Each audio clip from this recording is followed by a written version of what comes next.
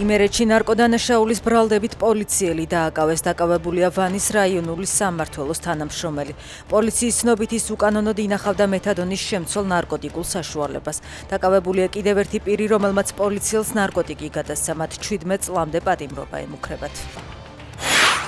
თანამდებობის პირი, რომელმაც $400,000 ქრთამი მოითხოვა, ოფიციალურად ბრალდებულია. დუშეთის, თიანეთის, მცხეთისა და ყაზბეგის მუნიციპალიტეტებში სახელმწიფო რწმუნებულის მოადგილეს 15 წლამდე პატიმრობა ემუქრება. გამოძიების ცნობით მიწის ნაკვეთების სტატუსის შეცვლის სანაცვლოდ უცხოეთის მოქალაქისგან მან თანხის ნაწილი $80,000 5 სექტემბერს აიღო.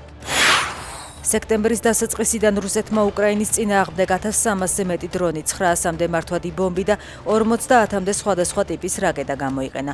მონაცემებს უკრაინის პრეზიდენტი ასახელებს. ზელენსკი ამბობს, რომ რუსეთზე ზეწოლა სანქციებითა და უკრაინისთვის იარაღის მიწოდებით უნდა გაგრძელდეს. ამერიკის შეერთებული შტატები და ევროკავშირი რუსეთის წინააღმდეგ ახალ სანქციებს განიხილავენ. Associated Press-ის ინფორმაციით ამ საკითხზე სასაუბროდ ევროპელი ოფიციალური პირების ჯგუფი ორშაბათს ამერიკის შეერთებულ შტატებში ჩავა.